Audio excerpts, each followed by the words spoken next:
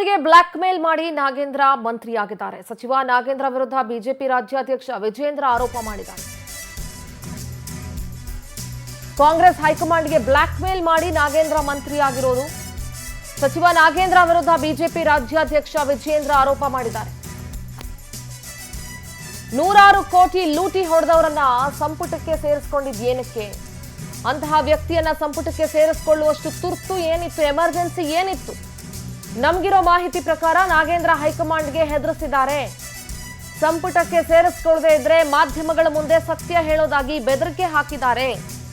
Block ಮೇಲು ಬೆದರಿಕೆ ಹಾಕಿದ್ದಕ್ಕೆ B ನಾಗೇಂದ್ರಗೆ ಮಂತ್ರಿಗಿರಿಯನ್ನ high command ಕೊಟ್ಟಿದೆ. ಸಚಿವ ಬಿ ನಾಗೇಂದ್ರ ವಿರುದ್ಧ ಸಿಬಿಐ ಈಗ ಆಲ್ರೆಡಿ ಚಾರ್ಜ್ ಶೀಟ್ ಅನ್ನ ಸಲ್ಲಿಸಿದೆ. ಅವರಿಗೆ ಸಚಿವ ಸ್ಥಾನ ನೀಡಿದ್ದು ಎಸ್ಟಿ ಸಮುದಾಯಕ್ಕೆ ಮಾಡಿದ್ದು ಮೋಸ. ಯಾವುದೇ ಕಾರಣಕ್ಕೂ ನಾಗೇಂದ್ರ ಮುಂದುವರಿಸೋದಕ್ಕೆ ನಾವು ಬಿಡಲ್ಲ. ಸದನದ ಹೊರಗೆ ಒಳಗೆ ಹೋರಾಟ ಮಾಡ್ತೀವಿ ಅಂತ ವಿಜೇಂದ್ರ ಮಾತನಾಡಿದರು. ಘೋರ ಅನ್ಯಾಯ. ಈ ನೆಲದ ಕಾನೂನಿನ ಬಗ್ಗೆ ಅವರಿಗೆ ಗೌರವ ಇಲ್ಲದಂತೆ ಕಾಣ್ತಾ ಇದೆ.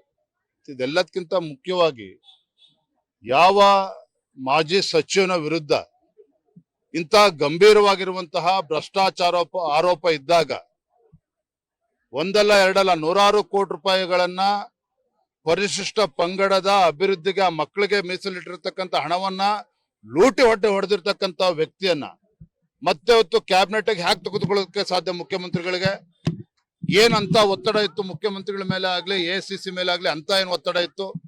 ನಮಗೆ ಇರುವಂತ ಮಾಹಿತಿ ಪ್ರಕಾರ ಅವರು ಏನು ನಾಗೇಂದ್ರ ಅವರು ಕಾಂಗ್ರೆಸ್ ಹೈಕಮಾಂಡ್ ಕೂಡ ಬ್ಲಾಕ್ ಮೇಲ್ ಮಾಡಿದ್ದಾರೆ, ಹೆದರಿಸಿದ್ದಾರೆ. ನಾವು ಸತ್ಯವನ್ನೆಲ್ಲ ಕೂಡ ಮಾಧ್ಯಮದಿಂದ ಬಿಚ್ಚಿಡ್ಬೇಕಾಗ್ತದೆ, ನನ್ನನ್ನು ಕ್ಯಾಬಿನೆಟ್ ತೆಗೆದುಕೊಳ್ಳದೆ ಇದ್ರೆ ಈ ರೀತಿ ಬೆದರಿಕೆ ಹಾಕಿದ್ದಾರೆ ಅನ್ನೋ ಮಾಹಿತಿ ಕೂಡ ಕಾಂಗ್ರೆಸ್ ವಲಯದಲ್ಲೇ ಚರ್ಚೆ ಆಗ್ತಾ ಇದೆ.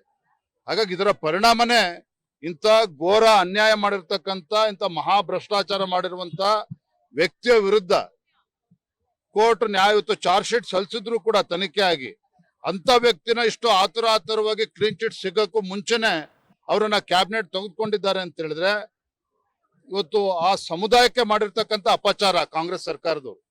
ಕಾಂಗ್ರೆಸ್ ಪಕ್ಷ ಇವತ್ತು ಪರಿಶಿಷ್ಟ ಪಂಗಡದ ಸಮುದಾಯಗಳಿಗೆ ಇವತ್ತು ಅನ್ಯಾಯ ಮಾಡಿದ್ದಾರೆ ನಾಗೇಂದ್ರ ಅವರನ್ನ ಕ್ಯಾಬಿನೆಟ್ಗೆ ತೆಗೆದುಕೊಳ್ಳುವ ಮೂಲಕ. ಹಾಗಾಗಿ ಭಾರತೀಯ ಜನತಾ ಪಾರ್ಟಿ ಸದನದ ಒಳಗಡೆನೂ ಕೂಡ ನಾವು ಹೋರಾಟವನ್ನು ಮಾಡ್ತೇವೆ, ಸದನದ ಹೊರಗಡೆ ರಾಜ್ಯಾದ್ಯಂತ ಇದ್ರ ಬಗ್ಗೆ ಹೋರಾಟವನ್ನು ಮಾಡಬೇಕು ಅಂತ ತೀರ್ಮಾನ ಮಾಡಿದ್ದೇವೆ.